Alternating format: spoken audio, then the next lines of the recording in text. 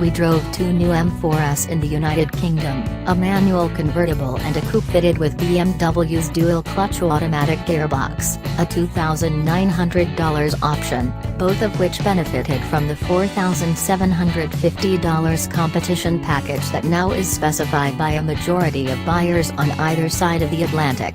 In addition to a modest power increase, the compact brings some suspension revisions, stiffer springs, upgraded dampers, and firmer anti-roll bars, plus some software tuning of the various switchable dynamic functions. We're told that the comfort setting with the compact is broadly equivalent to Sport in the regular car, with Sport and Sport Plus modes doing the same +1 trick. That most buyers choose this package suggests that Munich could take note of its customers' preference for a more intense M4 driving experience and make this the standard configuration. Instead, it seems, they've convinced most customers to pay extra for it. While the pairing of an open-top M4 with the competition goodies might seem unlikely to work out in its favor, the firmer settings prove to suit the car surprisingly well. The 4 Series convertible lacks something in torsional rigidity. It's not so flexible as a Buick Cascada, but structural vibration is an abiding characteristic.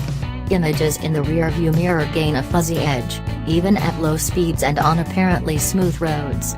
And larger bumps create an out-of-phase sensation as the two ends of the car bicker about how to deal with them. Yet, although it rides on firmer settings, the competition-equipped version feels less crashy than we remember the regular M4 drop-top being, and it flexes much less with the folding metal roof raised.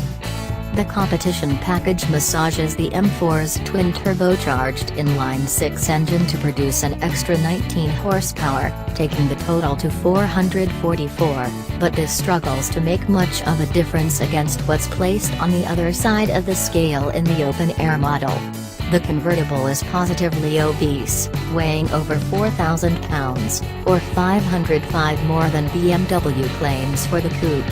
The culprit is the retractable hardtop and the hardware required to operate it. We've been told the next generation 4 Series is likely to return to a fabric roof.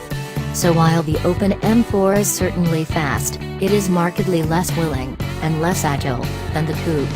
Modest compensation is that it sounds nicer with the roof down, being freed from the digital enhancement that BMW has added to the M4's soundtrack in the cabin. The M4 remains an N car that we don't feel unconditional love for, and these latest revisions have done nothing to address our previous criticisms. It is still a car that seems to have been engineered to deliver performance metrics rather than the sort of life-enhancing dynamic experience that used to come standard with the M badge.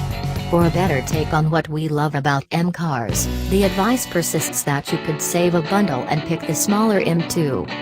Switching to the coupe reveals a car that feels quicker and keener, even when being driven at a steady pace. Much of this is down to the relative lack of mass, which sharpens responses and makes the coupe feel nimbler, but the dual-clutch automatic of our test car also makes a difference, delivering fresh ratios at lightning speed. BMW has tried hard to disguise that the M4 is turbocharged, with sharp throttle responses helping to deliver near-instant boost, and the DCT gearbox handles these sudden torque spikes better than the manual does. Although fast, the M4 continues to lack the dynamic finesse of its predecessors, with the chassis often struggling to digest the abundance of turbocharged urge. The stability control light resembles a disco strobe if the driver engages in aggressive throttle openings on slippery or bumpy surfaces.